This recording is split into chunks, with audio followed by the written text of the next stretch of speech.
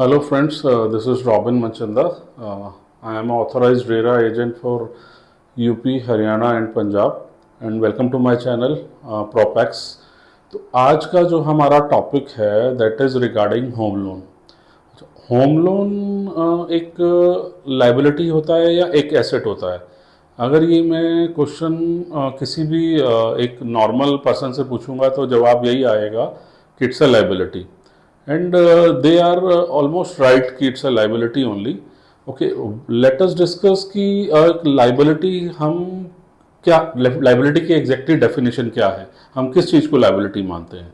Liability एक वो है कि किसी से आपने कुछ लिया हुआ है, whether it is a person और कोई इंस्टीट्यूशन बैंक, और आपको फ्यूचर में उसको पे करना है, तो ये लाइबिलिटी कंसिडर होता है।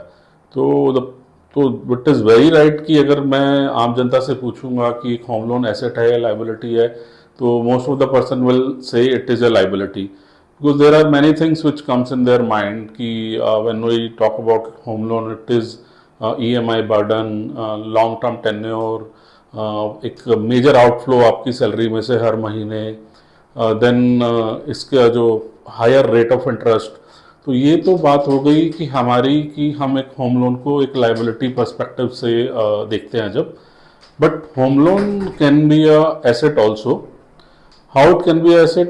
तो जैसे हमने एक लाइबिलिटी के बारे में डिस्कस किया था कि लाइबिलिटी को हम कैसे डिफाइन करेंगे, तो बिफोर वी डिस्कस कि होम लोन एक एसेट हो सकता है, लेट अस डिस्कस कि what is the definition of an asset from a lemon person. Asset कोई भी एक चीज जिसकी कुछ इकोनॉमिक वैल्यू है और फ्यूचर में हमें कुछ वो प्रॉफिट मतलब अर्निंग अपॉर्चुनिटी दे सकता है, तो दैट इज एन एसेट। तो क्या होम लोन एक हमारी उसकी इकोनॉमिक वैल्यू हो सकती है जो कि हमें फ्यूचर में प्रॉफिट दे सकता है? बिल्कुल दे सकता है। तो लेट्स स्टार्ट कि how home loan can be a asset, can be an asset for you. तो बिफोर वी स्टार्ट कि हम होम लोन को एक एसेट लेके चल रहे हैं, तो उससे पहले एक दो प्री कंडीशंस हैं दैट शुड बी टिक्ड। कि फर्स्ट कि आपका एक पॉजिटिव माइंडसेट होना चाहिए, आपका एक पॉजिटिव फ्रेमवर्क होना चाहिए कि आप होम लोन को एक पॉजिटिव मतलब वे में देख रहे हैं, ना कि एक बर्डन। तो अगर आप उसको एक होम लोन को आप नेगेटिव माइंडसेट से देख रहे हैं कि मेरे लिए एक बर्डन है, तो प्लीज़ आप इस वीडियो को यहीं डिसकंटिन्यू कर दो और आगे प्लीज़ उसको नहीं देखो। बट अगर आप इसकी एक कंडीशन को आप इसको पॉजिटिव फ्रेमवर्क से देख रहे हैं, पॉजिटिव माइंडसेट से देख रहे हैं, then this video is for you. तो दो कंडीशन है, एक तो आपका पॉजिटिव माइंडसेट होना चाहिए, दूसरा आपका आपकी फाइनेंशियल एलिजिबिलिटी होनी चाहिए होम लोन लेने के लिए। आपका खाली पॉजिटिव फ्रेमवर्क, पॉजिटिव माइंडसेट काम नहीं करेगा until and unless if you are eligible to take the loan. तो दो कंडीशन जिसकी हैं उसके लिए वीडियो है।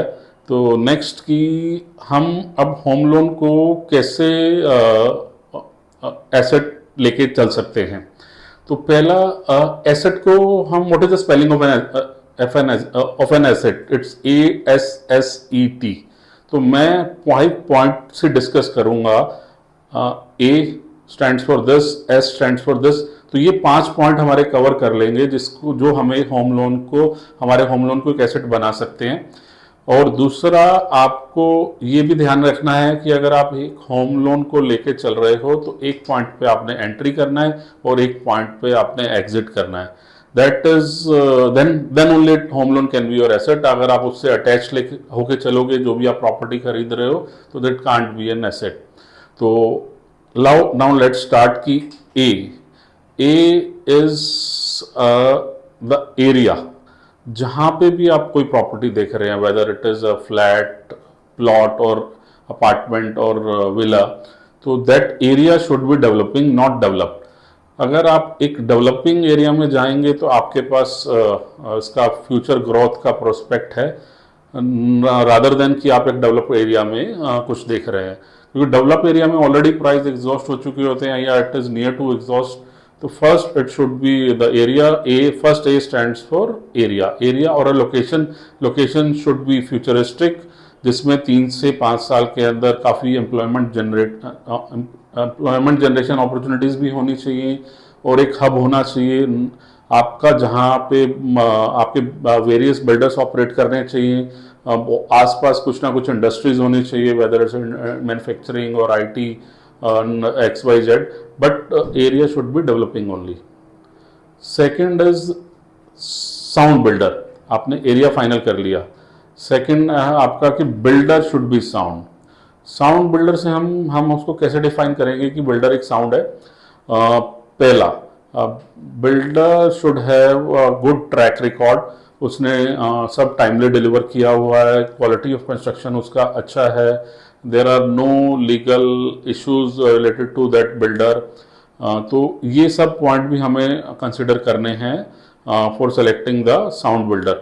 आप कैसे करोगे अपने एरिया में? If you are from Mumbai, if you are from Delhi, Bangalore, Pune, Hyderabad, wherever, तो आपको जो भी बिल्डर को आप शॉर्टलिस्ट कर रहे हो उसके एटलीस्ट 5 प्रोजेक्ट्स उठाओ लास्ट, उसमें देखो उसने किस प्राइस पॉइंट पे लॉन्च किया था, किस प्राइस पॉइंट पे लॉन्च किया था, at the end of the मतलब डिलीवरी टाइम, जब उसका डिलीवरी टाइम आया तो तब उसका क्या प्राइस है, एंड उसका आपका कोई डिले नहीं रहा, ठीक है, एंड उसकी क्वालिटी कंस्ट्रक्शन कैसी थी।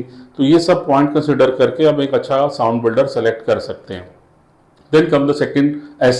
ए हमारा क्लियर हो गया, एरिया। एस हमारा क्लियर हो गया, first S is sound builder. Third S is the segment. अब आपको सेगमेंट चूज करना है कि आपने अपार्टमेंट, फ्लैट, विला और प्लॉट कहाँ लेना है, तो आपको किस प्राइस रेंज में लेना है।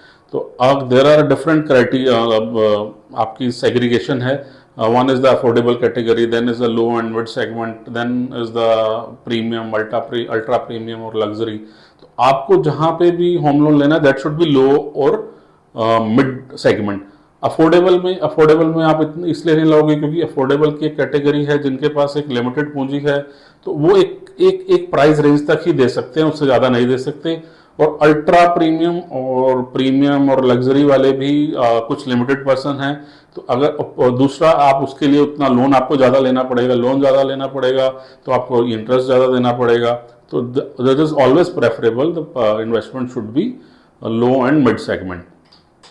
अगर लेट्स से एन एग्जांपल, अगर मैं दिल्ली एनसीआर का एग्जांपल हूँ या मुंबई का एग्जांपल हूँ या मैं बेंगलोर का एग्जांपल हूँ, तो most of affordable, anything below 1 CR is affordable now days, and और यू कैन से 80-90 लाख, और 80-90 लाख से लेकर 1.5 to 2 CR is the mid segment, about 2 is the luxury, ultra luxury, there are various categories.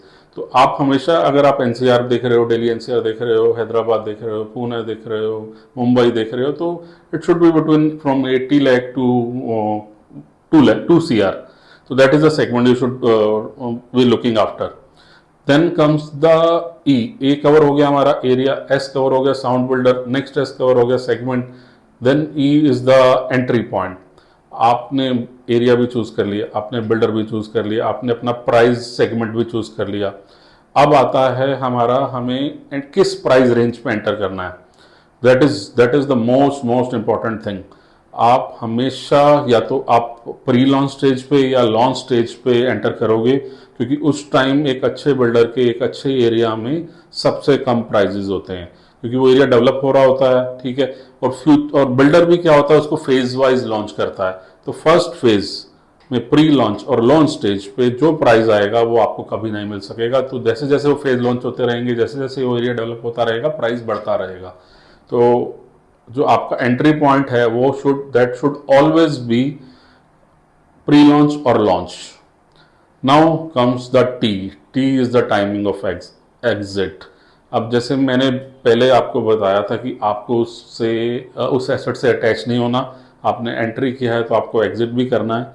तो exit should always be at the time of possession, at the time of you can say OC, अगर वो builder apply कर रहा है तो that should be the idle time, क्योंकि उससे पहले आपको इतना प्रॉफिट नहीं मिलेगा, और उसके बाद भी अगर आप ज़्यादा वेट करोगे तो there are so many investors are there, जो कि थोड़ा सा सप्लाई भी बढ़ जाएगा।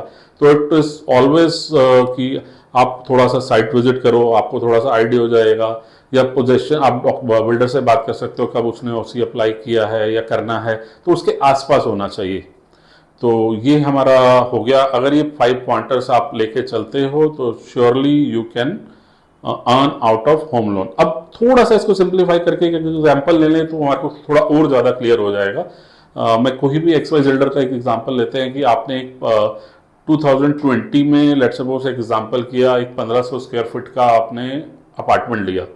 उस अपार्टमेंट का जो 2020 में, I am not talking about any city और location specific, I am just taking an example कि आपने 10,000 पे एंटर किया 2020 में। आज की डेट में उसका 15,000 रेट है, इट्स 2025 सितंबर।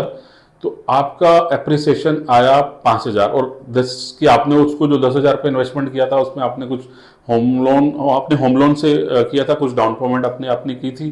जो आपने डाउन पेमेंट करी वो आपका था part, it can be 10% 15% depend upon the bank, ठीक है। और जो बाकी लिया आपने बैंक से लिया, और बैंक ने भी एक डाउन पेमेंट इकट्ठा नहीं किया, जैसे जैसे बिल्डर ने डिमांड किया वैसे वैसे बैंक ने पे किया। तो बट ऑब्वियस है कि उसमें कुछ इंटरेस्ट आपको बैंक को देना पड़ेगा, ठीक है। मोस्टली क्या होता है, जो भी आप कुछ लेते हो, चाहे कोई भी आप बिल्डर्स का लेते हो, तो वो एक आपका अंडर कंस्ट्रक्शन प्रॉपर्टी होती है, कंस्ट्रक्शन लिंक उसकी पेमेंट प्लान होती है, या उसका टाइम लिंक होता है कि आपका 25-25-25-25 या 20-30 और 20-40-40, तो ऐसा होगा। तो आपका डिफरेंट पॉइंट पे आपका जो डिसबर्समेंट जाएगा, और बैंक आपसे तभी चार्ज करेगा जब वो उसको बिल्डर की डिमांड होगी और जो उसको डिसबर्स करेगा। तो उसमें हमने इस एग्जांपल की बात करें, 10,000 पे एंटर किया, 15,000 पे एग्जिट किया, तो हमारे को 5,000 का प्रॉफिट हुआ है। But wait, this is not our profit, क्योंकि हमने इंटरेस्ट भी बैंक को देना है। तो इस केस में मैंने थोड़ा कैलकुलेशन किया, एवरेज आपका 15 से 20% तक का आपका इंटरेस्ट चार्ज आएगा 4 से 5 साल में। तो आपका जो 15, let's take on the higher side की 20% हमारा इंटरेस्ट आ रहा है, तो 10,000 का 20% हमारा 2,000 होता है। तो net we are left with 3,000 into 1,500 square feet का हमारा फ्लैट था, तो हमारे पास 45 लाख का प्रॉफिट आ गया। तो that is our profit which we have earn from home loan, right. And now I think I am able to make myself clear कि कैसे हम एक होम लोन से प्रॉफिट अर्न कर सकते हैं। But before that you have to keep 5 points in mind. ASSET. A stands for the area, it should be developing, not developed. S stands for the builder should be sound. Next, S stands for the segment should be low or the mid segment. E stands for your entry price should be launched or pre-launched, and T is the timing of exit. Sorry. So that's it. How home loan can be a asset for you, and I hope you are able to learn something out of this video. So keep watching my videos on PropX. I'll be discussing more about the different topics on real estate. Okay, thanks friends.